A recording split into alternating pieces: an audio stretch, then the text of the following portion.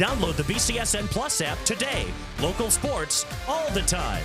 Visit bcsnnation.com for details. Discounts may apply.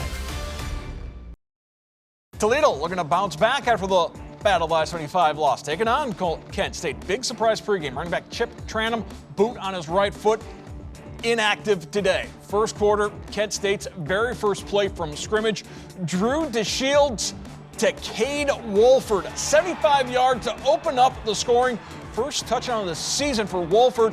Kent State would build a 10-0 lead late in the first quarter. Tucker Gleason to Travion Rudolph. His first touchdown as a Rocket 58-yarder. UT within 3. Late in the half, 3rd and 10. Gleason to Junior Vonderos, a 32-yard gainer, part of an 11-play scoring drive. Toledo up 17-10 at the break. Third quarter, after a Kent State turnover, Rockets just outside the red zone. Gleason goes back to Vonderos. This time a 21-yard strike. Vonderos 8 catches, 76 yards.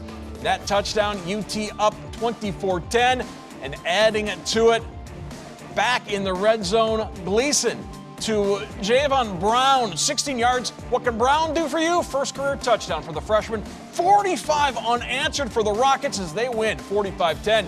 Yaban Su has more from a dominant bounce-back Rocket victory. Mark, not your usual suspects on Saturday. Trayvon Rudolph had 119 receiving yards, his most in a game in nearly 2 years. Rudolph was one of 5 UT players to catch a touchdown tonight, a sign that the newer players on this team are getting more acclimated into this Rockets offense. Starting off slow, I'm new here, so we just had to get our rhythm going, and, we finally got it going tonight. It meant a lot for me personally, but, I take every 1-0, I come with the same mindset. Just try to do what I can to help the team out personally. Yeah, we got some really good guys in that wideout room. They can all go make big time plays, and you saw that today. So it's that's nice to be able, and not only that, like being able to rotate those guys, and not only just focused on one receiver. Now we've got 4 or 5 guys that can come in and rotate, and we can spread the ball around. Well, I think that guys that are new to your program, it's not an easy transition. It's not. We're not asking freshmen to come in here and in 6 months be the star of the team.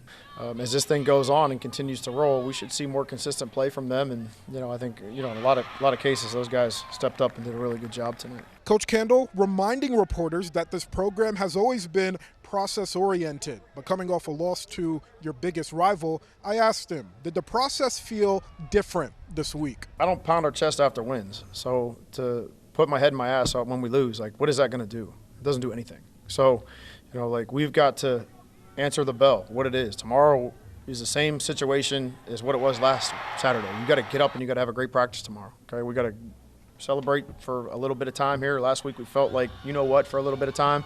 But when you wake up in the morning, you got to feel different than what you do right now. So, because there's a new set of challenges. Coach Kendall also telling us after the game there's no timetable for the return of running back Chip Tranum. You saw him with the boot pregame. He's dealing with a lower leg injury. Kenji Christian started at running back and racked up a season-high 113 rushing yards. We're here at the Glass Bowl in Toledo, Ohio. I'm Yao Bonsu, BCSN. Just look at those offensive numbers by Gleason and company. Over 550 yards, 29 first downs, over 50% on third downs. Rockets back on track as they head west, far west. Non-conference game at Washington State next Saturday.